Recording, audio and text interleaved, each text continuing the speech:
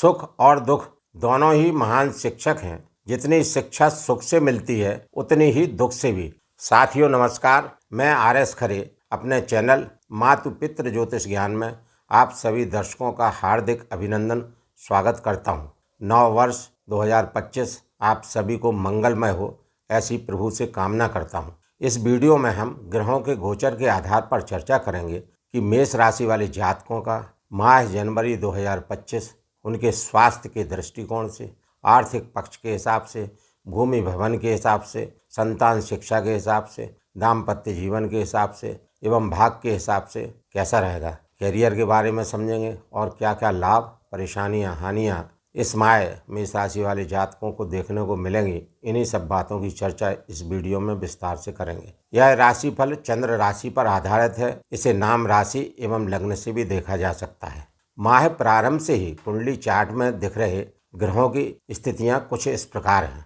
मेष राशि वाले जातकों के द्वितीय स्थान में वृषभ राशि में देवगुरु बृहस्पति गोचर कर रहे हैं। चतुर्थ भाव में कर्क राशि में मंगल देव का गोचर हो रहा है। छठवें भाव में कन्या राशि में केतु देव गोचर कर रहे हैं। अष्टम भाव में वृश्चिक राशि में बुध देव गोचर कर रहे हैं। नवम भाव में भाग्य भाव में धनु राशि में सूर्य देव का गोचर हो रहा है। और एकादश भाव में लाभ भाव में कुंभ राशि में शनिदेव महाराज गोचर कर रहे हैं। और द्वादश भाव में मीन राशि में राहु देव का गोचर हो रहा है। इन ग्रहों के गोचरीय प्रभाव एवं राशि परिवर्तन से मेष राशि वाले जातकों का माह जनवरी 2025 कैसा रहेगा, यहाँ पर इसी को समझने का प्रयास करते हैं। मैं यहाँ पर अपने प्रिय दर्शकों से विनम्र अनुरोध करता हूँ कि ग्रहों की गोचरी स्थिति को भली भांति समझने और वीडियो के अंत में दिए जा रहे उपायों को करके इस माह को और अधिक शुभ एवं अनुकूल बना सकते हैं। अतः निवेदन है कि वीडियो को अंत तक अवश्य देखने का कष्ट करें। आने वाला वर्ष 2025 मंगल देव का वर्ष है। अतः मंगल देव एवं उनके स्वामी श्री हनुमान जी महाराज की पूजा, आराधना, उपासना, अर्चना किसी भी रूप में अधिक से अधिक करें। प्रतिदिन हनुमान चालीसा का पाठ अधिक से अधिक बार करें और प्रत्येक मंगलवार को सुंदर कांड का पाठ करना न भूलें। मैं अपने प्रिय दर्शकों से विनम्र अनुरोध करता हूं कि कमेंट्स में जय श्री राम, जय श्री हनुमान लिखना ना भूलें, जिससे पूरे वर्ष 2025 में श्री हनुमान जी महाराज की कृपा आप सभी पर बनी रहे। अब मेष राशि वाले जातकों के द्वितीय स्थान में देवगुरु बृहस्पति गोचर करते हुए चले आ रहे हैं और वर्तमान में वक्री अवस्था में गोचर कर रहे हैं। वृषभ राशि में गोचर हो रहा है। वक्री है तो चेष्टा बल बढ़ा हुआ है। चेष्टा बल बढ़ने से परिणाम, फल देने की क्षमता कई गुना तक बढ़ी हुई है। द्वितीय भाव में जब भी देवगुरु बृहस्पति गोचर करते हैं, जातकों को शुभ फलों की प्राप्ति कराते हैं, क्योंकि देवगुरु बृहस्पति धन, सुख, समृद्धि, नौकरी, विवाह, संतान, मान सम्मान व पूर्ण उत्थान के कारक, स्वामी, नियंत्रक और दाता हैं। इन सब चीज़ों के देवगुरु बृहस्पति कारक हैं और द्वितीय भाव में अच्छी स्थिति में गोचर करते हुए मेष राशि वाले जातकों को बेहद शुभ फलों की प्राप्ति कराएंगे। और नक्षत्र वाइज देवगुरु बृहस्पति चंद्रमा के रोहिणी नक्षत्र से गोचर करते हुए चले आ रहे हैं और चंद्रदेव देवगुरु बृहस्पति के परम प्रिय मित्र हैं। अतः देवगुरु बृहस्पति पंचम दृष्टि से छठवें भाव पर रोग, ऋण, शत्रुओं का नाश करेंगे। कोर्ट कचहरी के कोई केस हैं तो वो भी सुलझेंगे, क्योंकि देवगुरु बृहस्पति की पंचम दृष्टि का होना, राहु का द्वादश भाव में बैठना और केतु देव का छठवें भाव में गोचर होना, इन सब चीज़ों से जिन लोगों के कोर्ट कचहरी के केस चल रहे हैं, कोर्ट कचहरी में कोई भी प्रकरण चल रहा है, उनमें सफलता मिलेगी, लाभ मिलेगा। रोग हैं धीरे धीरे समाप्त होंगे। शत्रु आपके सामने टिक भी नहीं पाएंगे और कोई कर्जा चाहिए तो वो आसानी से मिल जाएगा। देवगुरु बृहस्पति की सप्तम दृष्टि अष्टम भाव पर है तो अष्टम भाव के कारकों से बेहद शुभ फलों की प्राप्ति होगी। अष्टम भाव के कारक कौन है? जमीन के नीचे के जितने भी पदार्थ हैं वह अष्टम भाव से देखे जाते हैं। तो जो जातक भूमि के नीचे के पदार्थों से कोई भी रोजगार कर रहे हैं उनमें सफलता मिलेगी, रोजगार का विस्तार होगा, धन के अति लाभ मिलेंगे।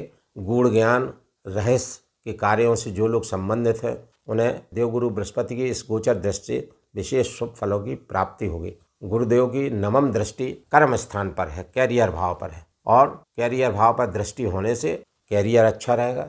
कार्य क्षेत्र में आपको उन्नति देखने को मिलेगी, क्योंकि कार्य क्षेत्र के स्वामी शनिदेव महाराज लाभ भाव में है, लाभेश होकर लाभ भाव में है। शानदार स्थिति है शनिदेव महाराज की। तो यहाँ पर शनिदेव महाराज की कृपा से, देवगुरु बृहस्पति की दृष्टि से, और चूंकि धनेश है शुक्र देव जो एकादश भाव में शनिदेव के साथ में बैठे शुक्रदेव की कृपा से। और केतु देव छठवें भाव में है, जो कि रोग, ऋण, शत्रु, सेवा का भाव है। सेवा माने नौकरी का भाव है। छठवें भाव को नौकरी लगने से देखते हैं। अतः देवगुरु बृहस्पति की दशम दृष्टि शुक्र और शनि और केतु देव की स्थिति से मेष राशि वाले जातकों के नौकरी लगने के बेहद शानदार योग बने हैं। जो भी मेष राशि, मेष लग्न वाले जातक किसी भी कॉम्पिटिटिव एग्जाम में बैठेंगे, सफलता के योग बनेंगे। इसके बाद में शनिदेव कर्मेश हैं। कर्मेश होकर, लाभेश होकर लाभ भाव में शनिदेव गोचर कर रहे हैं। तो 3, 6, 11 में जब भी शनिदेव गोचर करते हैं, शुभ फलों की प्राप्ति कराते हैं। वर्तमान में शुक्र देव के साथ में गोचर हो रहा है। शानदार स्थिति का होना। शुक्र माने धनेश, धन भाव के स्वामी, और सप्तमेश, धनेश और सप्तमेश का गोचर लाभ भाव में, वो भी अपने प्रगाढ़ मित्र शनि के साथ युति बना के हो रहा है। और शुक्रदेव 28 जनवरी तक यहाँ पर गोचर करेंगे। 28 जनवरी को ट्रांजिट कर जाएंगे कहाँ पर? मीन राशि में, द्वादश भाव में। तो यहाँ पर भी शुक्रदेव के आपको बेहद शुभ फल देखने को मिलेंगे। शुक्र शनि जब भी युति बनाकर गोचर करते हैं और शुक्र जिस भाव के कारक होते हैं, उन भावों से बेहद शुभ फलों की प्राप्ति कराते हैं। क्योंकि मेष राशि, मेष लग्न वाले जातकों के लिए शनिदेव क्या है? कर्मेश हैं, लाभेश हैं। यानी कर्म से लाभ की प्राप्ति का होना, कर्म से आय की प्राप्ति का होना, और साथ में गुरुदेव की दृष्टि, कर्म का बढ़ना और आय का बढ़ना। उसके बाद में शुक्रदेव की शनिदेव के साथ में युति। और शुक्रदेव किस चीज के कारक हैं? शुक्रदेव द्वितीय भाव के कारक है। ये धन का भाव है, कुटुंब का भाव है, वाणी का भाव है। शुक्रदेव की बेहद शानदार स्थिति। वाणी अच्छी कराएंगे, कुटुंब जनों से आपके संबंध अच्छे रहेंगे, आर्थिक पक्ष मजबूत रहेगा, धन की आवक बने रहेंगे। और सप्तम भाव के भी स्वामी है, ये आपके स्पाउस का घर है। आप पति हैं तो पत्नी, पत्नी है तो पति, और शनिदेव के साथ में बैठे हैं। क्या कराएंगे? आपके स्पाउस का कैरियर जबरदस्त रहेगा। क्योंकि शुक्र और शनि की युति का होना लाभ भाव में, वो भी कर्मेश शनि के साथ में, वो भी धनेश और सप्तमेश रोजगार भाव के स्वामी के साथ में होना, बेहद शानदार स्थिति बनी हुई है। कुल मिलाकर यदि आपकी स्पाउस किसी भी सरकारी नौकरी में है, उन्नति के योग, बिजनेस कर रही है, उन्नति के योग। और जिन मेष राशि वाले जातकों की लग्न कुंडली में शनि और शुक्र की युति लाभ भाव में है, तो आप ये समझिए कि आपकी पत्नी, आपका स्पाउस, आपका पति निश्चित रूप से कोई रोजगार कर रहा होगा, किसी न किसी अच्छी सर्विस में होगा। आपके स्पाउस की प्रवृत्ति होगी काम करने की, मन लगेगा और बड़ा काम करेगा। ये क्या है? स्पाउस आपका कैरियर ओरिएंटेड होगा, हमेशा कैरियर के बारे में सोचता रहेगा। इसका मतलब क्या हुआ? शुक्र और शनि की युति का मतलब आपका धन का आना, आर्थिक पक्ष बेहद मजबूत होना, और आपके स्पाउस का स्वास्थ्य अच्छा होना, स्पाउस की उन्नति होना।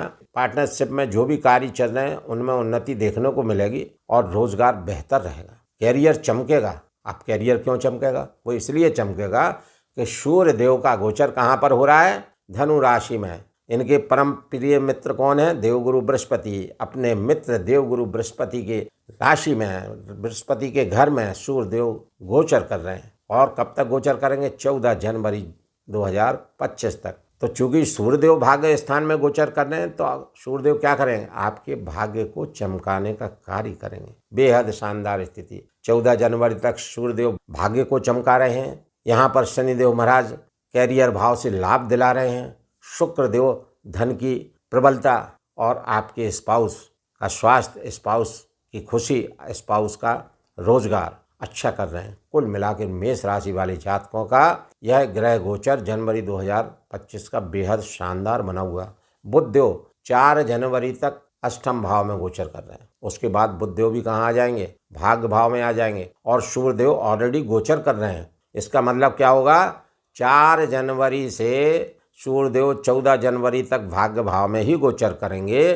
तो 4 जनवरी से 14 जनवरी तक भाग्य भाव में बुधादित्य योग बनेगा। बुधादित्य योग क्या है? बुध माने राजकुमार, सूर्य माने राजा। राजा राजकुमार के साथ में युति बनाते हुए, राजकुमार के साथ में गोचर करते हुए विशेष शुभ फलों की प्राप्ति व्यापारियों को कराएंगे। रोजगार लोगों का जिनका चल रहा है, उनका रोजगार बहुत अच्छा होगा। क्योंकि बुधदेव व्यापार के कारक हैं, समस्त व्यापारियों के गुरु हैं, क्योंकि इनको वाणी का, व्यापार का, वाणिज्य का कारक माना गया है। और बुध देव की सप्तम दृष्टि कहाँ पर होगी? पराक्रम स्थान पर। क्या करेंगे? आपका पराक्रम बढ़ाएंगे, पुरुषार्थ बढ़ेगा, यश बढ़ेगा और आपकी मान प्रतिष्ठा बढ़ेगी और आपको कई क्षेत्रों में सफलता मिलेगी। कुल मिलाकर 4 जनवरी 2025 से बुध देव का गोचर उत्तरोत्तर अच्छा बना हुआ है। पहले भाग्य भाव में, और भाग्य भाव में कब तक रहेंगे?